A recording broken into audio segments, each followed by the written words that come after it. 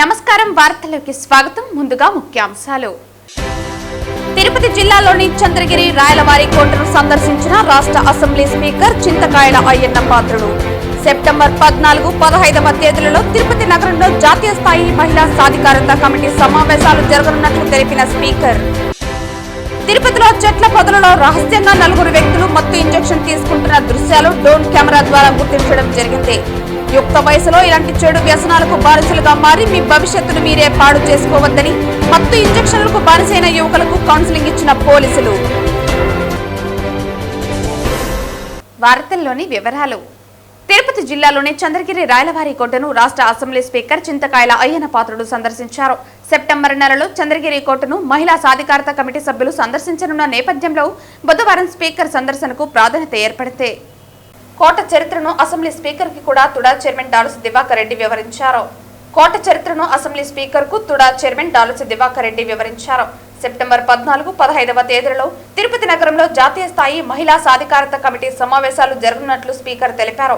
మహిళా సమావేశాలకు దేశంలోని అన్ని రాష్ట్రాల అసెంబ్లీ మహిళా సాధికారత కమిటీ సభ్యులు, పార్లమెంటు మహిళా సాధికారత కమిటీ సభ్యులు, పార్లమెంటు స్పీకర్, రాష్ట్ర గవర్నర్, ముఖ్యమంత్రి ఇతర ప్రముఖులు హాజరు కానున్నారని అయ్యన్న పాత్రుడు వెల్లడించారు. మహిళా సాధికారత సమావేశాల ఏర్పాట్లపై తిరుపతికి విచ్చేసిన రాష్ట్ర అసెంబ్లీ స్పీకర్ చింతకాయల అయ్యన్న పాత్రుడు తుడా చైర్మన్ దివాకర్ రెడ్డితో కలిసి చంద్రగిరి కోటను సందర్శించారు. చంద్రగిరి కోటను సందర్శించే మహిళా సాధికారత కమిటీ సభ్యులకు చంద్రగిరి కోటలో మ్యూజికల్ లైట్స్ షోను ఏర్పాటు చేస్తామని తుడా చైర్మన్ దివాకర్ రెడ్డి తెలిపారు. ఆ రాత్రి సాంస్కృతిక కార్యక్రమాలతో పాటు వారికి పసందైన విందును ఏర్పాటు చేస్తామని తెలిపారు. దేశం నలుమూల నుంచి వచ్చే అతిథుల కోసం ఆంధ్ర ఆతిథ్యం అదిరిపోవాలని స్పీకర్ సూచించారు. ఈరోజు మేము రావడానికి ముఖ్య కారణం ఏంటంటే ఈవేళ ప్రతి రాష్ట్రంలో కూడా అసెంబ్లీలు ఉంటాయి, మీకు తెలుసు. ప్రతి అసెంబ్లీలో కూడా కమిటీస్ ఉంటాయి. మన దేశంలో మొత్తం భారతదేశంలో 31 రాష్ట్రాలు ఉన్నాయి. మనకి 31 రాష్ట్రాల్లో కూడా వివిధ రకాల కమిటీలు ఉంటాయి. ఈ కమిటీలతో పని ఏంటంటే వారు అసెంబ్లీలో స్పీకర్కి అన్ని కార్యక్రమాలు చేయడానికి టైం సరిపోదు. కాబట్టి ఈ కమిటీలన్నీ కలిసి వాళ్ళకి ఇచ్చిన బాధ్యతల్ని వాళ్ళు చర్చించి దానికి పరిష్కార మార్గాలు అన్వేషించి స్పీకర్కి అసెంబ్లీకి సహకరిస్తుంటారు. వాళ్ళు ఇచ్చిన రిపోర్ట్ ప్రకారంగా అసెంబ్లీలో చర్చ చేసి మేము గవర్నమెంట్కి పంపిస్తుంటాం. ఇది దీని వాళ్ళ బాధ్యత.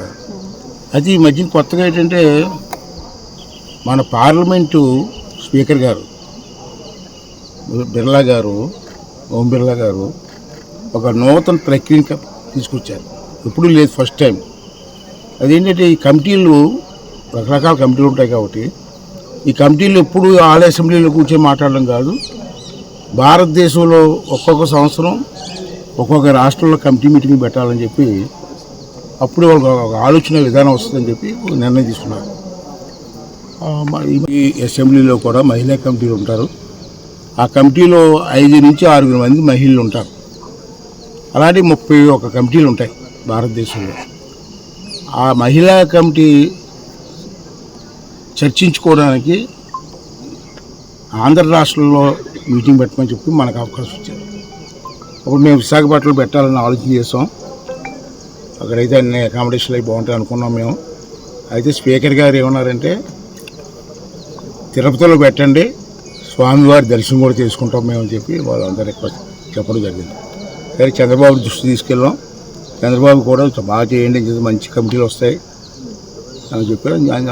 అంచేత ఇక్కడ తిరుపతిలో సెప్టెంబరు 14-15 తారీఖుల్లో ఆ మీటింగ్ ఇక్కడ ఏర్పాటు చేయాలని చెప్పి ఒక నిర్ణయం తీసుకోవడం జరిగింది పార్లమెంట్ కమిటీ. దాని ప్రకారంగా ఏర్పాట్లు చేయడం కోసం ఇక్కడ రావడం జరిగింది. జిల్లా ఎస్పీ హర్షవర్ధన్ రాజు ఆదేశాలతో మత్తు ఇంజెక్షన్లు తీసుకుంటున్న వారిపై స్పెషల్ టీంలతో నిఘా పెట్టడం జరిగిందని తిరుపతి రూరల్ సీఐ చిన్న గోవింద్ అన్నారు.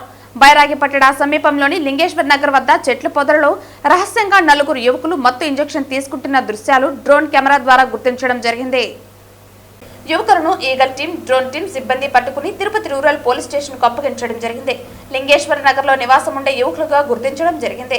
యుక్త వయసులో ఇలాంటి చెడు వ్యసనాలకు బానిసలుగా మారి మీ భవిష్యత్తును మీరే పాడు చేసుకోవద్దని మత్తు ఇంజెక్షన్లకు బానిసలైన యువకులకు కౌన్సిలింగ్ ఇవ్వడం జరిగింది. యువకులకు పోలీసు వారు కౌన్సిలింగ్ ఇవ్వడంతో పాటు వారి తల్లిదండ్రులకు సమాచారం ఇచ్చి పోలీస్ స్టేషన్ కు పిలిపించడం జరిగింది. మత్తు ఇంజెక్షన్ తీసుకోవడం వలన జరిగే పరిణామాల గురించి తల్లిదండ్రులకు పోలీసు వారు వివరించారు. అంతేకాకుండా వారిపై కేసు నమోదు చేస్తే వారి బంగారు భవిష్యత్తు మధ్యలోనే ఆగిపోతుందని తల్లిదండ్రులకు వివరించడం జరిగింది.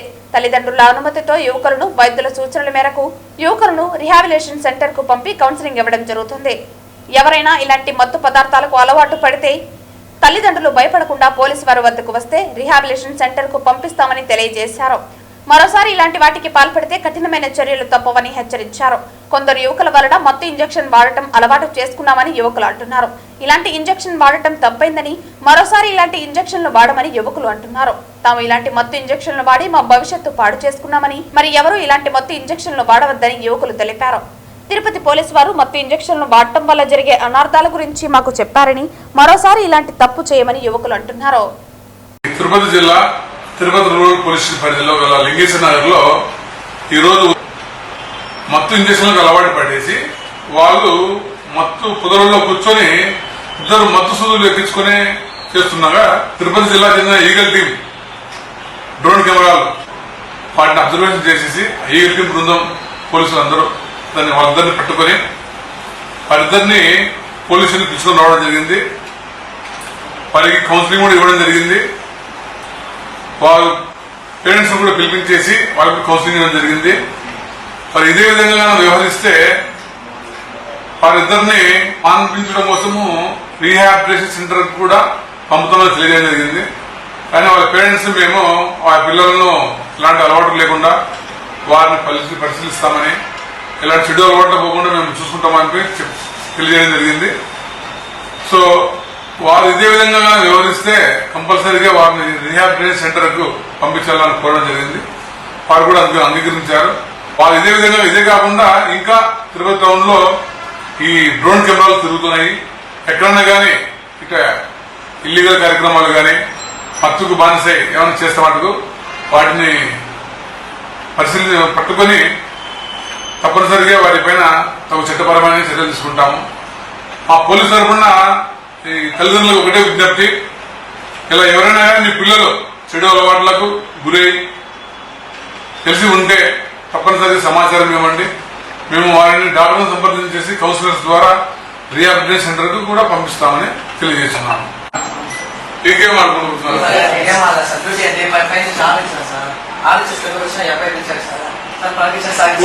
కోతి అవసరాలు ఉన్నాయి, మార్చుకోండి. అది మా ఏరియాలో లింగేశ్వర కాలనీలో మాకు ఇంజక్షన్ వేసుకుని అలవాటు అయిపోయింది. వేసుకున్నాము. సార్లు మమ్మల్ని పరిశీలించినారు, డ్రోన్లు పంపించినారు, కౌన్సిలింగ్ ఇచ్చినారు. ఇంకా మేము వేసుకోము, మా పైన కేసు పెట్టండి. కేంద్ర మాజీ మంత్రి కాంగ్రెస్ పార్టీ సీనియర్ నాయకులు చింతామోహన్ బుధవారం మదనపల్లిలో మీడియా సమావేశం నిర్వహించారు. టీటీడీ బోర్డు మీటింగ్ నిన్న జరిగిందని, అనేక అంశాలు పరిశీలించారని సంతోషం. కానీ టీటీడీలో పనిచేసే ఒక సివిల్ సర్వెంట్ అధికారి అన్యమతం గురించి మాట్లాడటం బాధాకరమని, రాజ్యాంగ విరుద్ధమని చింతామోహన్ అన్నారు. టీటీడీలో అంటరానితనం కనిపిస్తుంది. ఆలయంలో ఒక్క ఎస్సీ అధికారి లేడు, ఒక్క అంగడి ఎస్సీకి ఇవ్వలేదు. అన్యమతం గురించి మాట్లాడటం కరెక్ట్ కాదు. బీజేపీ పేదరికాన్ని తీసేయలేక, నిరుద్యోగాన్ని తొలగించలేక వృధా మాటలు మాట్లాడుతున్నారని అన్నారు. సీఎంసీ వేలూరు, చిత్తూరులో 50% మంది హిందువులు పనిచేస్తున్నారని, 1912లో ముల్లర్ అనే మహిళ మదనపల్లిలో టీబీ శానిటోరియం స్థాపించారని అన్నారు. టీబీ జబ్బుకు మందులేని కాలంలో అన్యమతం అనే భేదం లేకుండా అందరికీ వైద్యం అందించారని పేర్కొన్నారు. మిథున్ రెడ్డి అరెస్టుపై మాట్లాడుతూ, రాజంపేట లోక్సభ సభ్యుడు మిథున్ రెడ్డి చిన్నప్పటి నుంచి నాకు తెలుసని, రాజకీయంగా పైకొచ్చాడని, లోక్సభ స్పీకర్ స్థానంలో కూర్చుంటే చూసి సంతోషించానని, మురిసిపోయానని తెలిపారు. అలాంటి వ్యక్తి జైలుకు పోవటం వ్యక్తిగతంగా చాలా బాధపడ్డానని అన్నారు. రాజకీయాల్లో, ప్రజా జీవితంలో చాలా జాగ్రత్తగా ఉండాలని, ఏది ఏమైనా చట్టం తన పని తాను చేసుకుపోతుందని అన్నారు. మదనపల్లి ఫైల్స్ దగ్ధం కేసులో విచారణ పూర్తి చేసి నిందితులు ఎవరో ప్రజలకు తెలపాల్సిన బాధ్యత రాష్ట్ర ప్రభుత్వంపై ఉందని తెలిపారు. మిథున్ రెడ్డి బిడ్డగా నేను చూశాను, ఆయన్ని ఎంపీగా చూశాను, మురిసిపోయాను. పార్లమెంట్ లో స్పీకర్ స్థానంలో కూర్చుంటే నేను ఎంతో సంతోషపడ్డాను. మరి నేను జైలుకు పోవడం అనేది బాధాకరం. మన ప్రాంత ఎంపీ, నాకు తెలిసిన బిడ్డ, బాగా ఎదిగాడు, పైకి వచ్చాడు. రాజకీయాల్లో చాలా జాగ్రత్తగా ఉండాలి. పబ్లిక్ లైఫ్లో తలుపు సందులో ఏళ్ళు పెట్టకూడదు. తలుపు సందులో ఏళ్ళు పెడితే నలుగుతాయి. మరి ఏమైనా కూడా నేను ఆయన అరెస్ట్కి నేను లోపల బాధపడుతున్నా. ఎందుకంటే తెలిసిన బిడ్డ, మాకు తిరుపతిలోనే పెరిగినటువంటి బిడ్డ, వాళ్ళ అమ్మ నాయన నాకు తెలుసు, ఈ ప్రాంతం ఎంపీ. ఏది ఎట్టాగైనా కూడా చట్టం ముందు అందరూ సమానం కాబట్టి చట్టం ముందు చట్టం పని చేసుకుంటూ పోతుందని తెలియజేస్తూ, మాది ప్రైమరీ స్కూళ్ళు, ప్రాథమిక పాఠశాలలో 1987లో రాజీవ్ గాంధీ గారు ప్రధానమంత్రిగా ఉన్నప్పుడు ప్రతి గ్రామంలో ప్రాథమిక పాఠశాల ప్రారంభించాం. కుగ్రామాల్లో కూడా ప్రాథమిక పాఠశాల ప్రారంభించాం. మరి అంతేకాదు మధ్యాహ్న భోజన పథకాన్ని కూడా ప్రారంభించాం. ప్రస్తుత ఆంధ్రప్రదేశ్ రాష్ట్రంలో 35,000 ప్రాథమిక పాఠశాలలుంటే చంద్రబాబు నాయుడు ప్రభుత్వం మరి గత సంవత్సరం 5,000 ప్రాథమిక పాఠశాలను మూసేయడం జరిగింది. ఈ సంవత్సరం 5,000 ప్రాథమిక పాఠశాలను మూసేయడం జరుగుతూ ఉంది. మరి రాబోయేటువంటి 3-4 సంవత్సరాల్లో ఆయన దాదాపుగా 35,000 ఉన్నటువంటి ప్రాథమిక పాఠశాలలో 10,000కి దించాలన్న కుట్రతో ఈ రోజు కూటమి ప్రభుత్వం ముందుకెళ్తా ఉంది. దీన్ని నేను ఖండిస్తున్నాను. చంద్రబాబు నాయుడు ప్రభుత్వం వల్ల ఆంధ్రప్రదేశ్ రాష్ట్రంలో ఎస్సీలు, ఎస్టీలు, ఓబీసీలు, మైనారిటీలు 3 లక్షల మంది బడులకు దూరం అయ్యారు. తిరుమల శ్రీవారిని AP assembly speaker Ayyanna Patrudu దర్శించుకున్నారు. ఈ రోజు ఉదయం నైవేద్య విరామ సమయంలో కుటుంబ సమేతంగా స్వామివారిని దర్శించుకున్నారు. ఈ సందర్భంగా ఆయనకు ఆలయ మర్యాదల మేరకు టీటీడీ అధికారులు స్వాగతం పలికి దర్శన ఏర్పాట్లు చేశారు. అనంతరం ఆలయంలోని రంగనాయకుల మండపంలో అధికారులు తీర్థ ప్రసాదాలు అందజేసి పట్టు వస్త్రంతో సత్కరించగా పండితులు ఆశీర్వచనాలు అందజేశారు. శ్రీవారిని దర్శించుకోవడం సంతోషంగా ఉందని ఆలయం వెలుపల ఏపీ స్పీకర్ తెలిపారు. గత ప్రభుత్వ హయాంలో ఆర్థికంగా ఇబ్బందులు పాలైన ఏపీ ఇప్పటిప్పుడే గాడిలో పడుతుందని అయ్యన్న పాత్రుడు అన్నారు. స్వామివారి ఆశీస్సులతో అభివృద్ధి దిశగా ముందుకు పోవాలని కోరుకున్నట్లు తెలిపారు.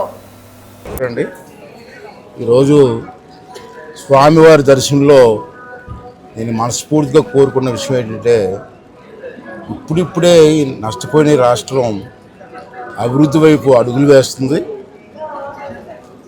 ఇటువంటి రాష్ట్రంలోని ప్రజలను ఆశీర్వదించి ఈ రాష్ట్రాన్ని అభివృద్ధి వైపు నడిపించే శక్తిని చంద్రబాబు నాయుడు గారికి ఇవ్వాలని చెప్పి నేను మనస్ఫూర్తిగా కోరుకుంటున్నాను. అలాగే రాష్ట్రంలో ఉన్నటువంటి ప్రజలందరినీ కూడా ఆశీర్వదించి అందరం కలిసి ఈ రాష్ట్రాన్ని ముందుకు తీసుకెళ్ళి అభివృద్ధి చేయడంలో భాగస్వాములు కావాలని, దానికి ఆ సాయశక్తులు ప్రజలకి మాకు అందరికీ ఇవ్వాలని చెప్పి వెంకటేశ్వర స్వామిని మనస్ఫూర్తిగా కోరుకోవడం జరిగింది. బుధవారం ఉదయం వీఐపీ విరామ సమయంలో తిరుమల శ్రీవారిని పలువురు ప్రముఖులు దర్శించుకున్నారు. బుధవారం ఉదయం వీఐపీ విరామ సమయంలో డ్రమ్స్ శివమణి, సినీ నిర్మాత Sunil, Telangana film chamber general secretary శ్రీధర్లు కుటుంబ సభ్యులతో కలిసి స్వామివారి సేవలో పాల్గొని మొక్కులు చెల్లించుకున్నారు. కర్ణాటక ప్రతిపక్ష నేత అశోక్ సైతం శ్రీవారిని దర్శించుకున్నారు. వీరందరికీ దర్శన అనంతరం ఆలయంలోని రంగనాయకుల మండపంలో వేద పండితులు వేద ఆశీర్వచనం అందించగా ఆలయ అధికారులు శ్రీవారి తీర్థ ప్రసాదాలు అందజేసి శ్రీవారి శేషవస్త్రంతో సత్కరించారు. ఆలయం వెలుపల శివమణి మాట్లాడుతూ ప్రజలందరూ క్షేమంగా ఉండాలని కోరుకున్నట్లు తెలిపారు. తమంతో ఓ సినిమా చేస్తున్నారని, త్వరలోనే ఆ సినిమా విడుదల కానుందని డ్రమ్స్ శివమణి తెలిపారు. అనంతరం శ్రీధర్ మీడియాతో మాట్లాడుతూ తెలంగాణ ఫిల్మ్ ఛాంబర్ జనరల్ సెక్రటరీగా బాధ్యతలు స్వీకరించిన అనంతరం శ్రీవారిని దర్శించుకోవడం చాలా సంతోషంగా ఉందన్నారు. పవన్ కళ్యాణ్ సినిమా విడుదలైతే అది తమకు దీపావళి పండుగని, హరిహర వీరమల్లు సినిమా విజయవంతం కావాలని కోరుకున్నట్లు శ్రీధర్ వెల్లడించారు. నమస్కారం అందరికీ. చాలా సంతోషంగా ఉంది. తిరుమలకి వచ్చాను, దేవుడిని ప్రే చేసి అందరికీ ప్రే చేశాను. బాబు గారికి నేను థ్యాంక్స్ చెప్పాలి, ఆయనే అరేంజ్ చేశారు, సీఎం గారు. And hour Thaman music director, ఆయన కూడా పనిచేస్తున్నాం ఇప్పుడు. Very soon this movie is going to release and all the best to everyone, good health and wealth. My nephew Guberan is also a great drummer and he got married. Deeban and wife, we brought our family. My son also got married, Kumaran Arshana, and all the best to everyone. Your drums Sivamani da katakida da katakadina da da da da da da da da.